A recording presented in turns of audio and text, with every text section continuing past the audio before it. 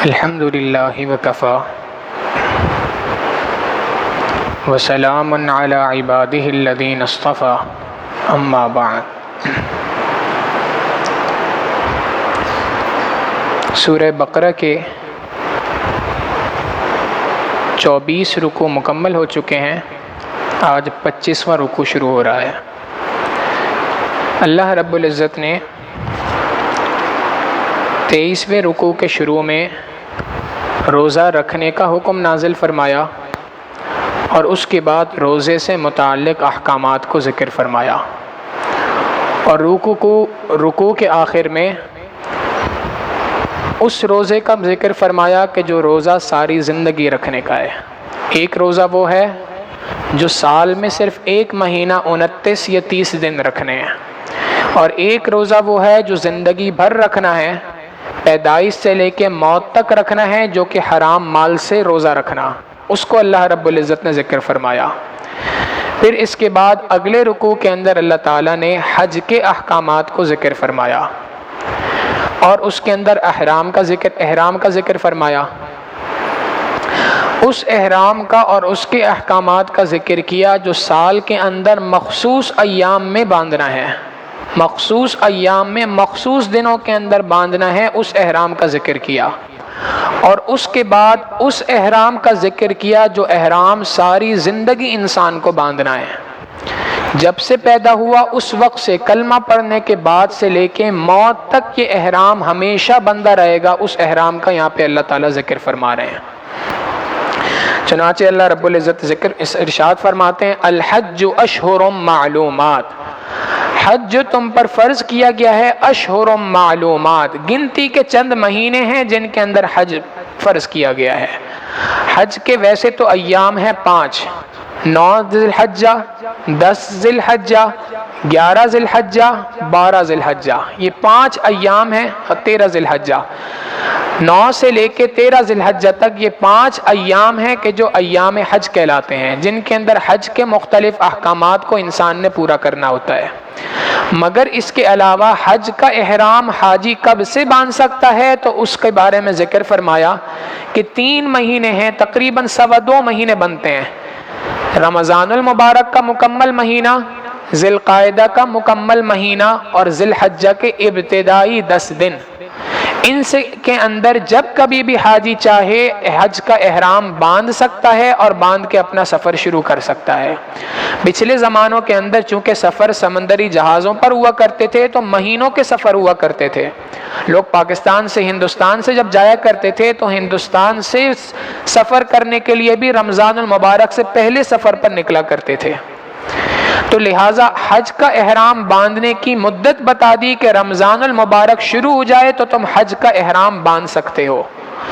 تو یہ حج کے جو مہینے ہیں یہ گنتی کے چند مہینے ہیں۔ فمن فرض فیہن الحج، جس کسی شخص پر حج کو فیہن ان مہینوں کے اندر حج جس کسی پر فرض ہو گیا، فلا رفث، اب اس شخص کے لیے اجازت نہیں ہے کہ وہ کسی قسم کی فحش گوئی کرے، کسی قسم کی فحش کلامی کرنا اس شخص کے لیے اس کی اجازت نہیں ہے۔ فحش کلامی کرنا عام حالات کے اندر بھی ناجائز ہے، حرام ہے، بالخصوص جب انسان حج کا احرام باندھ لے۔ اب حج کا احرام باندھنے کے بعد یہ فحش کلامی کرنا، فحش گوئی کرنا، فحاشی والی باتوں کا زبان سے نکالنا، بے حیائی والے گفتگو کرنا، یہ انسان کے لیے ہرگز جائز نہیں۔ چنانچہ رفث کے بارے میں مفسرین نے لکھا، رفث کہتے ہیں بے حجاب گفتگو کرنا، ایسی گفتگو کرنا جس کے اندر کسی قسم کا پردہ نہ ہو۔ سمجھانے کے لیے یہاں پہ بات مفسرین نے ذکر کی، جیسے بسا اوقات ایک مرد اپنی بیوی کے ساتھ بے حجاب گفتگو کر رہا ہوتا ہے، ایسی گفتگو دوست احباب کے ساتھ محفلوں کے اندر بیٹھ کے کرنا، اسی کا نام رفث ہے۔ ایسی فحاشی والی گفتگو، بے حیائی والی گفتگو انسان دوست احبابوں میں مجالس کے اندر بیٹھ کے اگر کر رہا ہے تو یہ گفتگو کا کرنا فحش گوئی کہلاتا ہے۔ اللہ رب العزت نے انسان کو یہ جو زبان کی نعمت عطا فرمائی ہے، اس کے بول کی بہت زیادہ قیمت لگائی۔ آپ دیکھیں، ایک انسان کل تک کافر تھا، آج مسلمان ہو گیا، فرق کیا ہوا؟ ایک کلمہ ادا کیا، کہاں سے ادا کیا؟ زبان سے ادا کیا۔ کل تک ایک عورت تھی جس کی طرف دیکھنا حرام، جس کو چھونا حرام، جس کی طرف میلی نظر اٹھانا حرام تھا، آج اس کے بارے میں شریعت کہہ رہی ہے کہ وہ تمہاری شریک حیات ہے۔ کس وجہ سے؟ زبان کے ایک بول کی وجہ سے، جو انسان نے کہا میں نے اس کو اپنے نکاح میں قبول کیا۔ تو زبان کے بول کی شریعت کے ہاں بہت زیادہ قدر و قیمت ہے، یہ چھوٹی بات نہیں ہے۔ ہم سمجھتے ہیں کہ زبان سے ہم نے کوئی بات کہہ دی تو یہ بات کا کہنا بس ویسے ہی تھا۔ کئی مرتبہ نوجوان آپس میں گفتگو کر رہے ہوتے ہیں اور بعد میں کہتے ہیں جی ہم نے صرف زبان ہی سے تو ادا کیا ہے، کوئی کام تو نہیں کیا ایسا۔ یہ زبان کے بول کی اللہ رب العزت کے ہاں بہت زیادہ قیمت ہے۔ یہی وجہ ہے کہ اسی زبان سے ایک کلمہ پڑھنے سے انسان کافر ہو جاتا ہے، اور اسی زبان سے اللہ نہ کرے کوئی ایک بول ایسا بول دیتا ہے کہ جس بول کی وجہ سے وہ دائرہ اسلام سے خارج ہو جاتا ہے۔ نبی علیہ الصلوۃ والسلام نے فرمایا کہ قرب قیامت کے وقت پہ ایک وقت ایسا بھی آئے گا کہ ایک انسان صبح کو اٹھے گا تو وہ مومن ہوگا، شام کو جب وہ اپنے گھر میں لوٹے گا تو وہ کافر ہوگا۔ محدثین نے اس کی تشریح کے اندر لکھا کہ اس زمانے کے اندر معاملہ یہ پیش آئے گا کہ لوگ اپنی زبان کے بول کے بارے میں بے احتیاط ہو جائیں گے، اتنی بد احتیاطی کریں گے کہ اس زبان کے بول کی وجہ سے کوئی ایسا کلمہ کفر ان کی زبان سے نکل جائے گا کہ جس کلمہ کفر کی وجہ سے وہ دائرہ اسلام سے خارج ہو جائیں گے۔ ملا علی قاری رحمۃ اللہ علیہ نے ان چند ایسے کلمات کو جمع فرمایا، ایک بڑی لمبی طویل فہرست بنائی کہ وہ الفاظ کے جن کو کہنے سے انسان کلمہ کفر ادا کر کے اسلام سے خارج ہو جاتا ہے۔ فرمایا کہ ان میں سے چند کلمات آپ کے سامنے پیش کرتے ہیں۔ پہلا کلمہ فرمایا کہ اگر کوئی شخص یہ کہتا ہے کہ جی یہ کھانا بچا ہوا ہے، یہ کھانا ہم گھر والوں نے کھایا تھا، اس کے بعد یہ کھانا بچ گیا، اور دوسرا شخص آگے سے کہتا ہے اچھا یہ باقیات الصالحات ہے، تو فرمایا فارسی کی کتاب ہے مالا بدہ، اس کے اندر حضرت نے الفاظ ذکر فرمایا اور فرمایا کافر می شود، ایسا بندہ کفر کے اندر داخل ہو گیا۔ ایک شخص کسی دوسرے سے پوچھتا ہے کہاں رہتے ہو، وہ فرماتا ہے وہ فلاں جگہ پہ رہتا ہوں، دوسرا کہتا ہے او وہاں پہ اللہ میاں کے پچھواڑے میں رہتے ہو، کافر می شود۔ ایسے جملہ کہنے سے انسان دائرہ اسلام سے نکل کر کفر کے اندر داخل ہو جاتا ہے۔ لہٰذا زبان کے بول کے بارے میں انسان کو بہت زیادہ محتاط ہونا چاہیے۔ ہمارے اکابرین نے اسی وجہ سے بات ذکر کی کہ جب کبھی بھی انسان کو بولنے کا وقت آئے پہلے تولو پھر بولو، ایسے نہ بولنا چاہیے، بلکہ بولنے سے پہلے انسان سینکڑوں بار سوچے کہ جو الفاظ میری زبان سے نکل رہے ہیں کہ یہ الفاظ کون سے ہیں۔ ایک زمانہ تھا کہ ہمارے اکابر تول کر بولا کرتے تھے، پھر وہ زمانہ آیا کہ افراد بولتے تھے، بولنے کے بعد سوچتے تھے میں نے کیا بول دیا۔ آج تو حال یہ ہے بولتے ہیں، بولنے کے بعد سوچتے بھی نہیں ہیں کہ کیا بولا۔ کئی مرتبہ ایسا ہوتا ہے کہ ایک بندہ اپنی زبان سے گالی نکالتا ہے، برابر والا اس کو کہتا ہے اللہ کے بندے گالی کیوں دے رہے ہو، وہ کہتا ہے میں نے تو نہیں دی گالی، حالانکہ وہ جھوٹ نہیں بول رہا ہوتا، اس کے خیال میں بھی نہیں گزرا ہوتا کہ میں نے الفاظ زبان سے کون سے اس وقت پہ استعمال کیے تھے۔ تو زبان کے بول کے بارے میں بہت ہی زیادہ انسان کو محتاط ہونا چاہیے۔ تو شریعت یہ کہتی ہے کہ فلا رفسا، فحش گوئی سے اپنے آپ کو بچاؤ، فحش کلامی سے اپنے آپ کو بچاؤ۔ جب تم نے حج کا احرام باندھا ہے تو اس وقت پر بھی فحاشی کی باتوں سے تم نے بچنا ہے، اور جب تم حج کا احرام اتار دو گے تب بھی یہی وہ احرام ہے جو تم نے ساری زندگی باندھ کے رکھنا ہے، اپنی زبان کو ہمیشہ لگام دے کے رکھنا ہے۔ ہمارے اکابرین کے بارے میں آتا ہے کہ وہ زبان کے بارے میں اتنی زیادہ احتیاط کیا کرتے تھے کہ امام شافعی رحمۃ اللہ علیہ کے بارے میں آتا ہے کہ ساری زندگی ان کی زبان سے جو الفاظ نکلے وہ الفاظ کسی کے سوال کا جواب تھے، اپنی طرف سے کبھی کوئی زبان سے الفاظ ادا نہیں کیے، جو الفاظ بھی ادا کیے وہ کسی کے سوال کا جواب تھے۔ کتنی محنت کی ہوگی اس زبان کے اوپر۔ لہٰذا شریعت نے یہ بات کہی کہ اگر کوئی شخص فحاشی کی گفتگو کرتا ہے، یہ گفتگو کرنا اس کو فحش کام کی طرف ابھارتا ہے، یہ پکی بات ہے۔ آپ دیکھیں اگر اس وقت پہ آپ کے سامنے تذکرہ کیا جائے آئس کریم کا، اب یہ آئس کریم کا نام ہی ذہن کے اندر آتا ہے، کانوں میں پڑتا ہے تو فوراً آئس کریم کھانے کا دل چاہتا ہے۔ جس چیز کا ذکر زبان سے کیا جاتا ہے اس چیز کی محبت انسان کے دل کے اندر آتی ہے، یہ فطری بات ہے۔ اگر فحش کلامی، فحش گوئی، فحاشی کی باتیں زبان سے ادا ہوں گی تو فحاشی کرنے کا، فحاشی کی باتیں سے فحاشی کے افعال کی طرف جانے کا انسان کا فطری طور پہ دل چاہتا ہے۔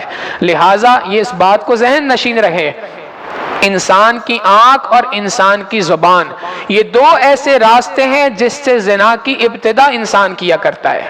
زنا کی ابتدا انہی دو راستوں سے ہمیشہ ہوتی ہے، اس کے علاوہ نہیں ہوا کرتی۔ اگر انہی دو راستوں کو انسان محفوظ کر لے تو کبھی زنا تک نوبت ہی نہیں آتی۔ لہذا فلا رفث، فحش گوئی سے اپنے آپ کو بچاؤ، ولا فسوق، اور اپنے آپ کو گناہوں سے بچاؤ، ولا جدال، اور اپنے آپ کو جھگڑا کرنے سے بچاؤ، ولا فسوق، اپنے آپ کو گناہ کرنے سے بچاؤ۔ عام انسان کے لیے بھی حکم یہی ہے کہ وہ اپنے آپ کو گناہوں سے بچائے، اور جب حج کا احرام باندھ لے تو اب حج کا احرام باندھنے کے بعد بالخصوص اپنے آپ کو گناہوں سے بچانا ہے۔ یہ گناہوں سے بچنا، گناہوں سے اپنے آپ کو بچانا، یہ پوری کی پوری انسان کی زندگی کا خلاصہ ہے۔ آپ نے کل بھی دیکھا تھا قرآن کریم میں جگہ جگہ قرآن لفظ ذکر ہے تقویٰ کا، آج بھی آئے گا لفظ تقویٰ، ہر دو آیات کے بعد تقویٰ کا لفظ آ رہا ہے۔ یہ تقویٰ کا معنی ہی یہی ہے کہ انسان اپنے آپ کو گناہوں سے بچائے، اللہ کی محبت دل کے اندر ایسی پیدا ہو جائے کہ جو محبت انسان کو گناہوں سے بچا لے، اسی کا نام تقویٰ ہے۔ تو لہٰذا گناہوں سے بچنا انسان کے لیے ضروری ہے۔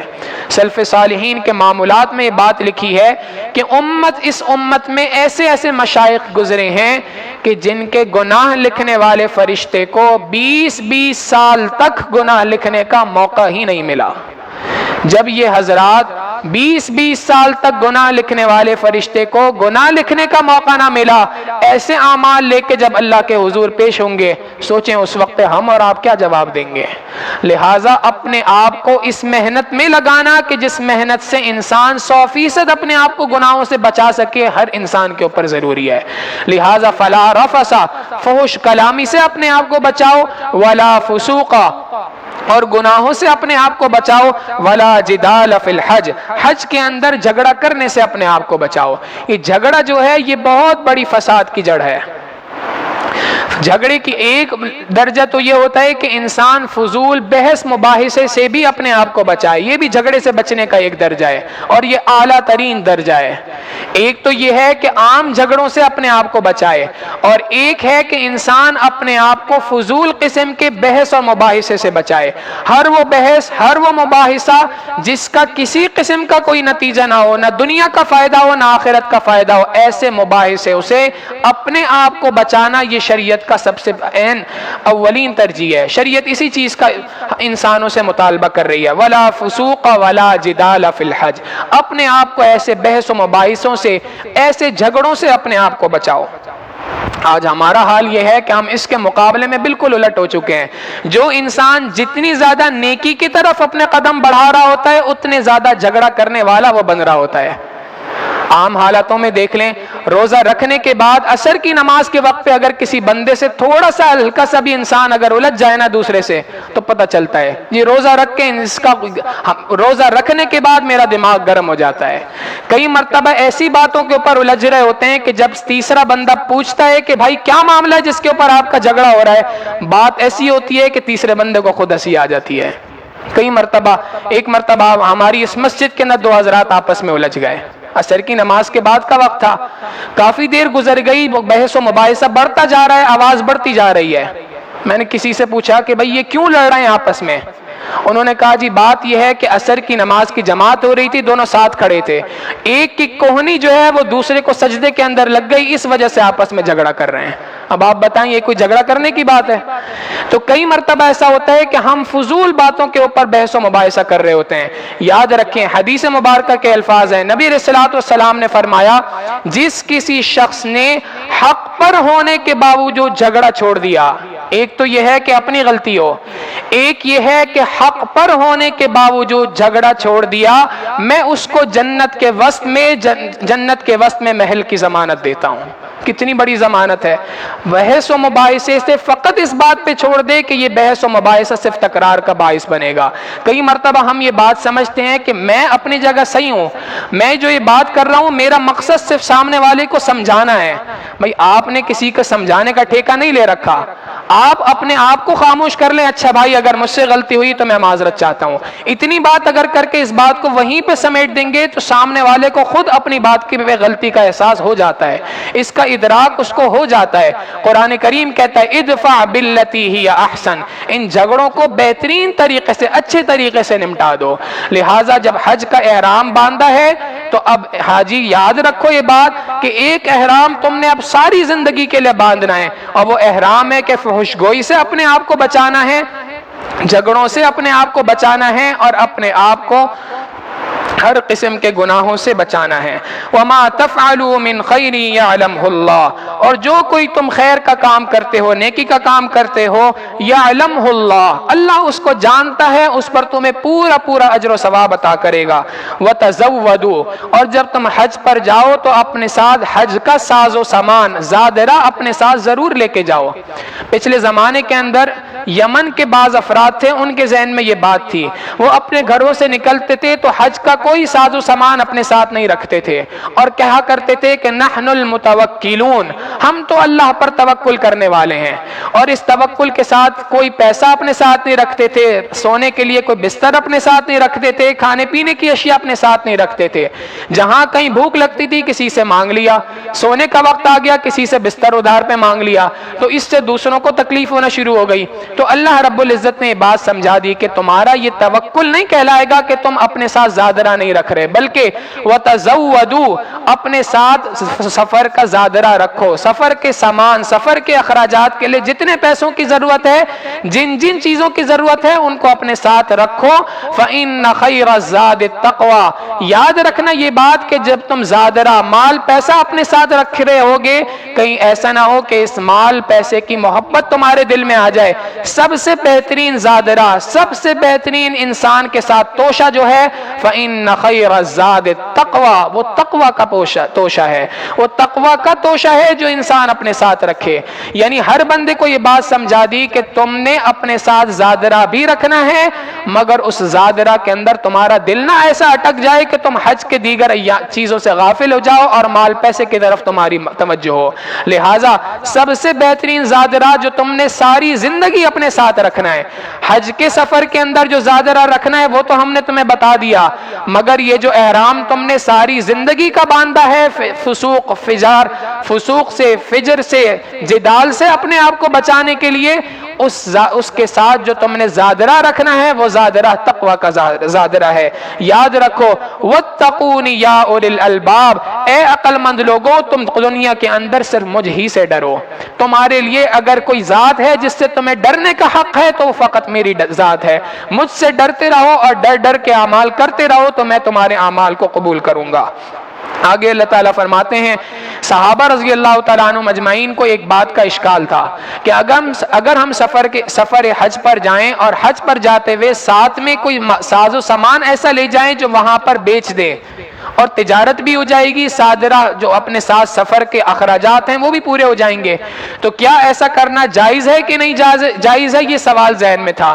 اللہ تعالیٰ فرماتے ہیں لیس علیکم جناح، تم پر کسی قسم کا کوئی حرج نہیں، ان تبتغوا فضلا من ربکم، کہ تم اس سفر حج کے اندر اللہ کے فضل کو تلاش کرو۔ یعنی اگر تم راستے میں کوئی تجارت کرتے ہو، راستے میں کوئی چیز بیچتے ہوئے حج کے اندر جا رہے ہو تو تمہارا حج کے اندر اس طریقے سے جانا جائز ہے۔ حج کے ایام کے اندر اگر تمہارے افعال حج کے جو اعمال ہیں وہ متاثر نہیں ہوتے، تمہارا دل اللہ رب العزت کی یاد کے اندر لگتا ہے اور تم افعال حج کو صحیح طور پہ ادا کر رہے ہو، ساتھ میں اگر کوئی چھوٹی موٹی کوئی تجارت کر رہے ہو تو اس تجارت کے کرنے میں کوئی حرج نہیں ہے۔ لیکن فَإِذَا أَفَضْتُم مِّنْ عَرَفَاتٍ، جب تم حج کے ایام کے اندر عرفات کے میدان میں پہنچو، فَاذْكُرُوا اللَّهَ، اللہ رب العزت کا خوب ذکر کرو عند المشعر الحرام، مشعر حرام کے پاس پہنچ کے۔ دیکھیں حج کا ایام ہے، حج کے افعال ہیں، اور سب سے رکن اعظم جس کو کہا جاتا ہے، سب سے اہم ترین فرض کہا جاتا ہے وقوف عرفہ۔ یہ 9 ذی الحجہ کو حاجی مینا سے نکلنے کے بعد عرفات کے میدان کے اندر جاتے ہیں۔ اب میدان عرفات میں انسان جا رہا ہے، حج کا سب سے عظیم ترین رکن انسان ادا کر رہا ہے، اور اس رکن کو ادا کرتے ہوئے اللہ کہہ رہے ہیں فذکر اللہ، اللہ کو یاد کرو۔ یہ اللہ کی یاد اتنی اہم چیز ہے کہ دوران حج بھی اللہ رب العزت فرما رہے ہیں کہ میری یاد سے غافل نہ ہو بندہ، بلکہ جب عرفات کے میدان میں پہنچو تو خوب اللہ کا ذکر کرو۔ کہاں پہ کرو؟ عند المشعر الحرام، مشعر حرام کے پاس۔ یہ مشعر حرام یہ جبل قزح کو کہا جاتا ہے۔ یہ جبل قزح ایک پہاڑی ہے جس کے آس پاس کا علاقہ عرفات کا میدان کہلاتا ہے۔ اس میدان میں جہاں کہیں پہ بھی تم ہوگے تو تم عرفات ہی کے میدان میں کہلاؤ گے۔ یہاں پر پہنچنے کے بعد تو خوب اللہ کا ذکر کرو۔ پھر دوبارہ ذکر فرمایا وَاذْكُرُوهُ كَمَا هَدَاكُمْ، پھر اللہ کا ذکر کرو جیسے اس نے تمہیں اپنا ذکر کرنے کی ہدایت عطا کی ہے، جیسے اس نے تمہیں اپنا ذکر کرنے کا طریقہ عطا کیا ہے، اس طریقے سے تم اللہ کا ذکر کرو۔ اور جب تک تم ذکر کا طریقہ جو اللہ نے سکھایا ہے وَإِن كُنتُم مِّن قَبْلِهِ، اس ذکر کا طریقہ سکھانے سے پہلے تم لَمِنَ الضَّالِّينَ، ناواقف لوگوں میں سے تھے، گمراہ لوگوں میں سے تھے۔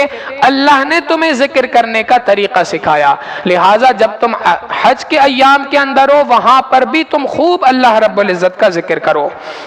ذکر یہ اتنی اہم چیز ہے کہ اس کا ذکر ہر چیز کے بعد ہے۔ اللہ رب العزت نے حج کے درمیان میں بھی فرمایا کہ اللہ کا ذکر کرو، آگے آیت آ رہی ہے اس میں فرمایا حج مکمل ہو جائے پھر اللہ کا ذکر کرو۔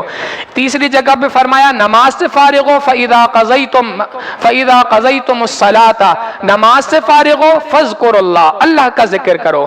ابھی کیا کر رہے تھے بھائی؟ ابھی بھی تو اللہ کا ذکر کر رہے تھے، نماز بھی، مگر اس بات سے اشارہ کر دیا کہ یہ ذکر اتنی اہم چیز ہے کہ ہر وقت پہ تم نے ذکر کرنا ہے۔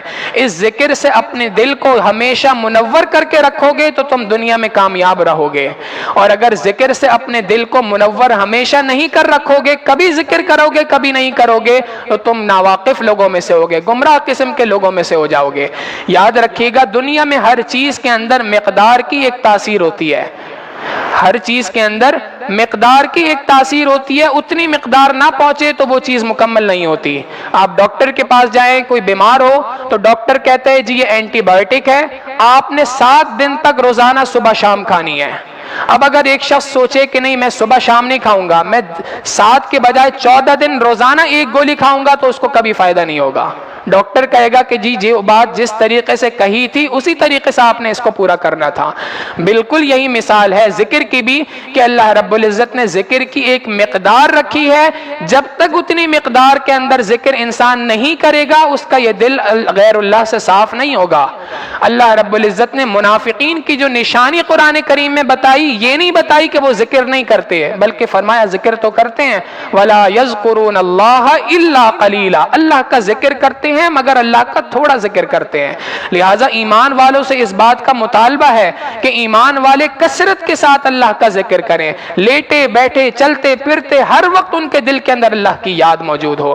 لہٰذا اللہ کی یاد کے ساتھ اپنے دلوں کو منور کرنا یہ ایک بہت بڑی ضرورت ہے اس زمانے کی، جس کے ذریعے سے انسان کو تقوی حاصل ہوتا ہے۔ اللہ رب العزت ہمیں ہر وقت پہ اپنی یاد کی والی زندگی گزارنے کی توفیق عطا فرمائے اور تقوی والی زندگی گزارنے کی توفیق عطا فرمائے۔ وآخر دعوانا ان الحمد للہ رب العالمین۔ سبحان رب جلال الوہاب، اللہم صلی علی سیدنا محمد وعلی آل سیدنا محمد وبارک وسلم۔ ربنا ظلمنا انفسنا وإن لم تغفر لنا وترحمنا لنكونن من الخاسرین۔ اللہم اعنا علی ذکرک وشکرک وحسن عبادتک، وصلی اللہ تعالی علی حبیبہ سیدنا محمد وآلہ واصحابہ اجمعین برحمتک یا ارحم الراحمین۔